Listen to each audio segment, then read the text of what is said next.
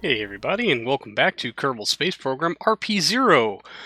This is a new prototype I was working on. This is our Twitch recap, by the way, where I'm actually doing a Build-a-Sode once again, which was like the whole reason I started doing these Twitch streams was to build stuff and get input from the community.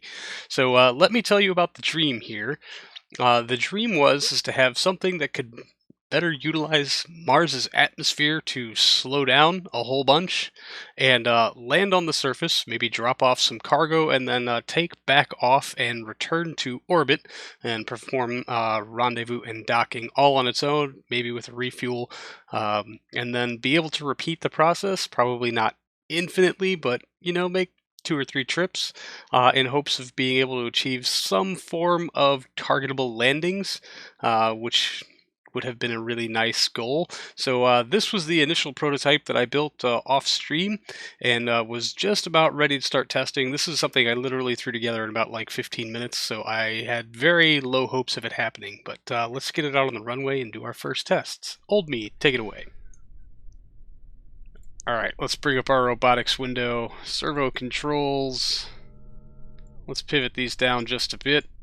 Throttle is set to 0. Let's ignition them in, and then hit the Z key, and then hit the Z key. Why do I have no throttle response? What other stupid things have happened to me today? We have connection. We have electric charge. Oh, we don't have avionics control. So stupid. Yeah, trying to revert to the VAB did result in a game crash, so our live stream then became a loading screen simulator, as this would be the first of 2 crash to desktops that we would experience while trying to load this vessel that I spent a painstaking 20 minutes slapping together right before the live stream started. So here's some sped up footage of the loading screen, which I should have probably sped up again, but got lazy. Many apologies. It is extra frustrating when I have such very limited time to do live streams on Twitch and then have to spend like 15-20 minutes of it staring at a loading screen, but this is the cost we pay for playing heavily modified Kerbal Space Program version 1.1.3 on a save that has been just absolutely beaten around for 3 years or so. So we will finally get back into our save game. It actually crashed again when I tried to load the existing prototype. So for right now, we are just going to jump back into the spaceplane hangar and try to build out something from scratch. Because, hey, why not? So the list of proving for this vehicle is, first, we need to make sure that those robotic rotating parts can withstand the thrust of the engine. We don't really need to do vertical takeoff, but maybe short takeoff would be really nice to see, if we can not spend a bunch of delta V running along the ground. We should just be gaining altitude as quickly as possible.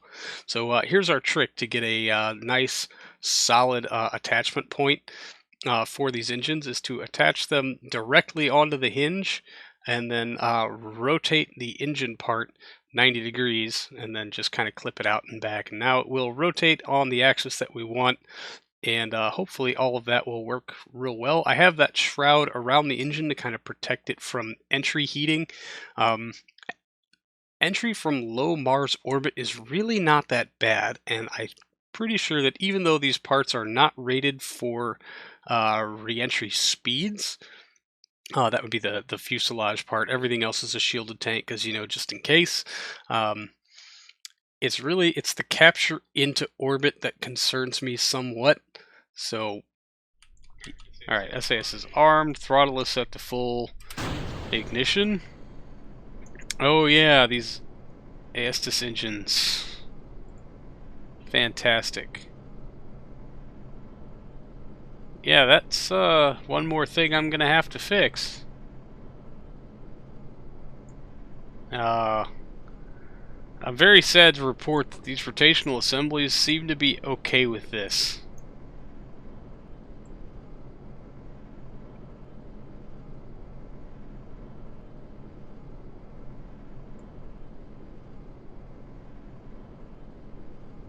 Although that is a problem.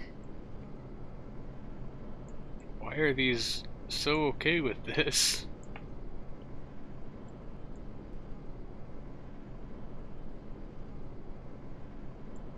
Oh no.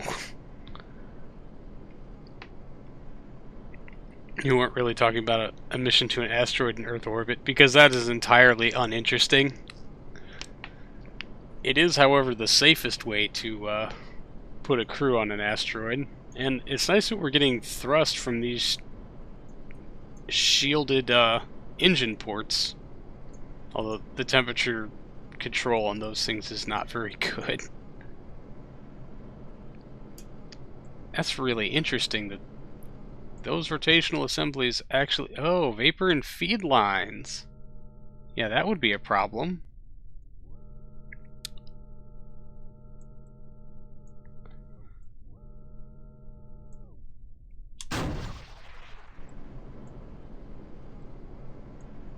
So really, yeah, look at that. If we cycle them back while not moving. I wonder if we can make this dumb thing fly. Also, these engines don't look like they would go through the mass. Do you mean the center of mass? I'll say, and if that is what you mean, then yes, you're absolutely true. Or absolutely right, but it's because we never checked the center of mass.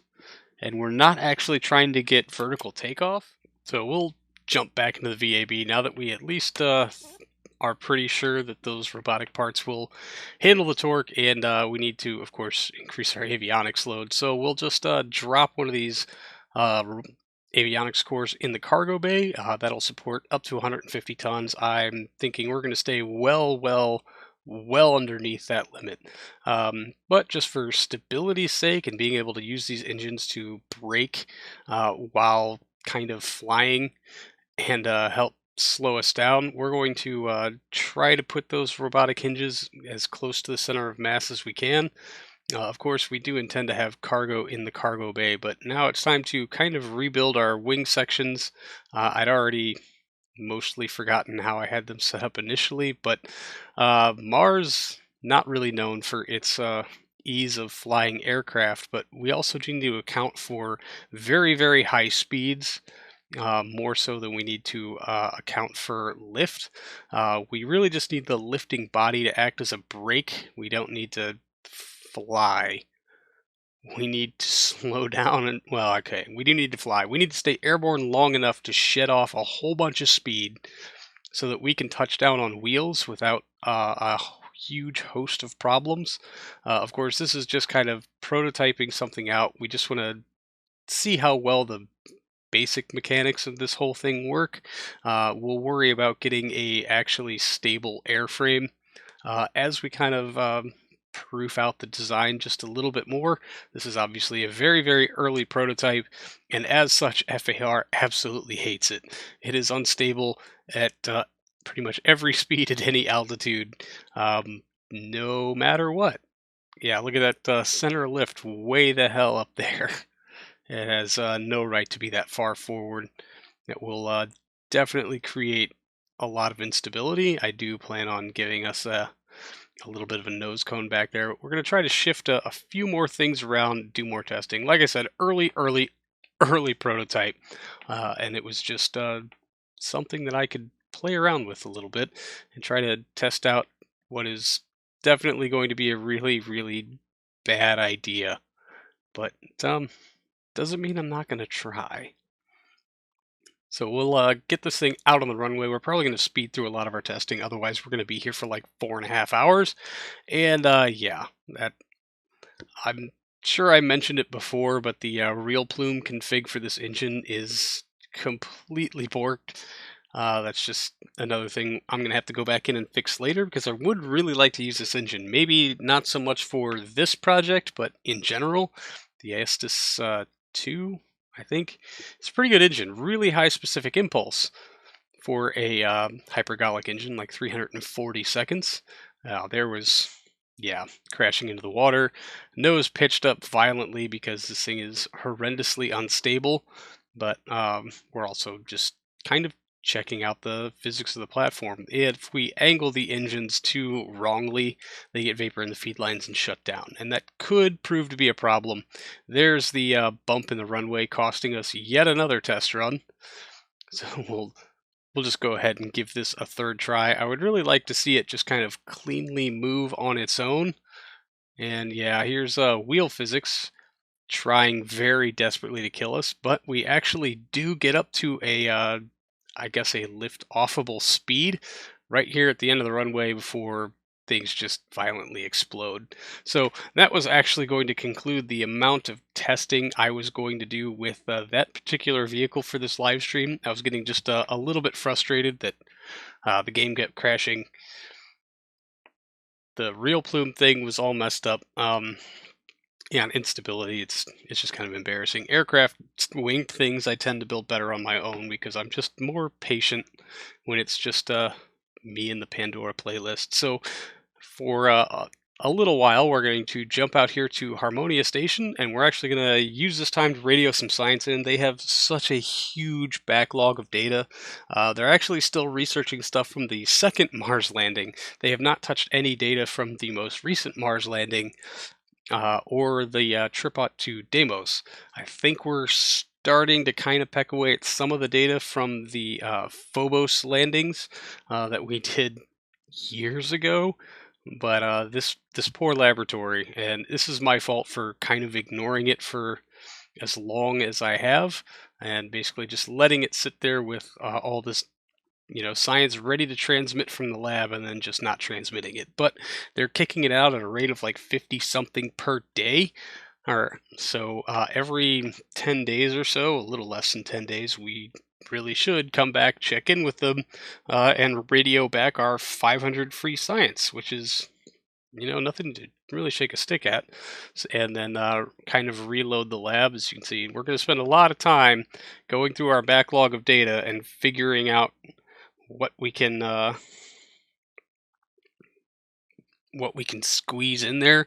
So really, they only work through about 100 data every 10 days or so, which results in 500 science. Not a bad turnaround, but it does mean that we can really only wedge in kind of some of the smaller experiments. We're going to have to run that lab data way down.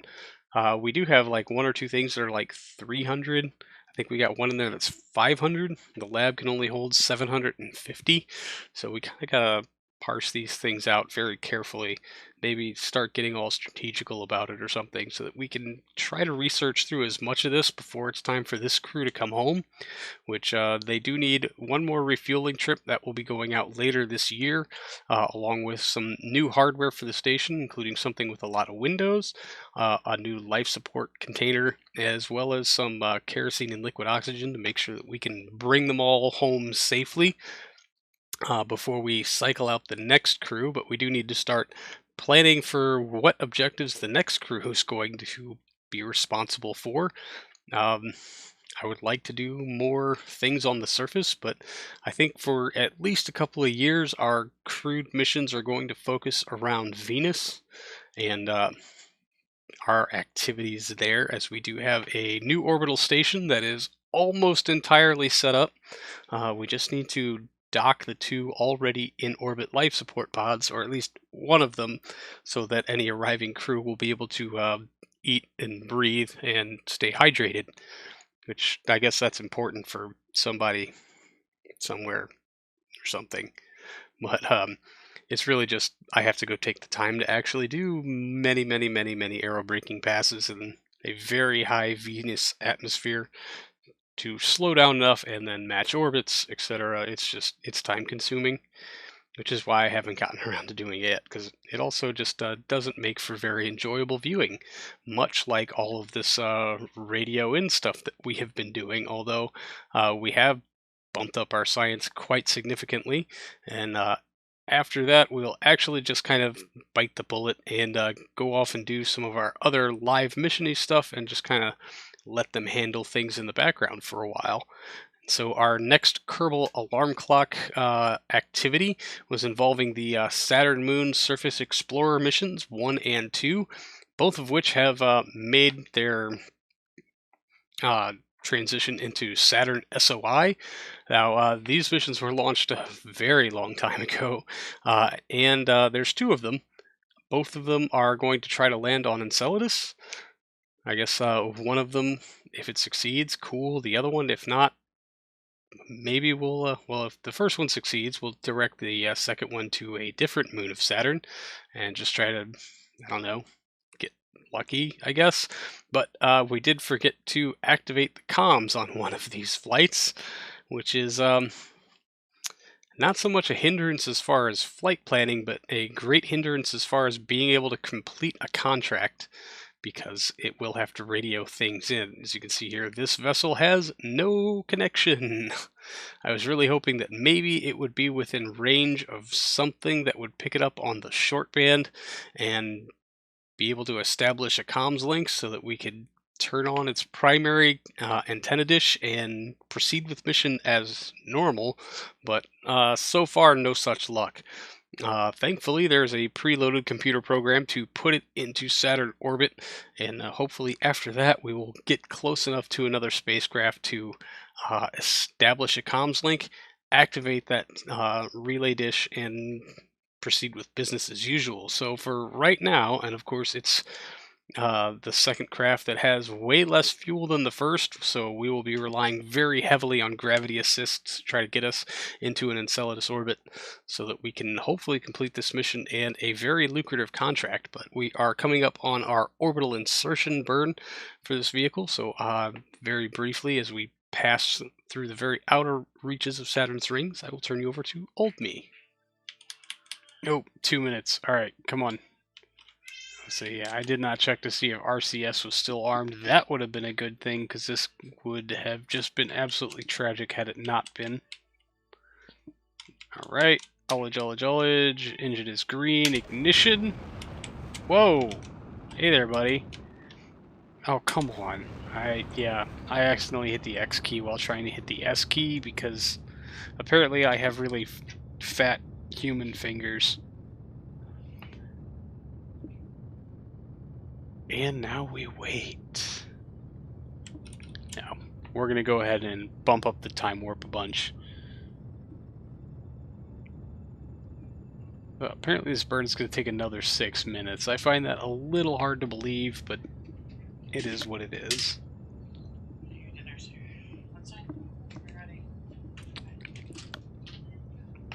Lady Crash says hi, everyone.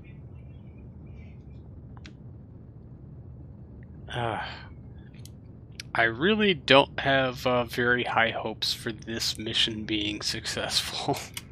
The rest of this burn did absolutely go nominally, as we were able to insert into a pretty eccentric orbit, but it leaves us with a very high apoapsis so that we can correct our inclination and then start to plot for the many gravity assists that are going to be necessary to try to land this thing. Unfortunately, time is now becoming our biggest limiting factor, as we don't have a whole lot of it to complete this contract. I think sometime in 92, 93, I really need to go back and check on that. But we've got our node plotted, we've got our Kerbal alarm clock alarm set up, so very briefly we're going to jump on out to our other Saturn Moon Surface Explorer mission and give it a more unique name, or at least something different after the hyphen, so that we can distinguish the two and then make sure its alarm for orbital insertion is set up, and hopefully we can regain comms with this little guy because he has way more fuel and stands a much better chance of succeeding at this mission. But that's going to do it for this episode, everyone. Thank you so much for hanging out. I really do appreciate it, and I will see all of you in the next one. So until then, see you later.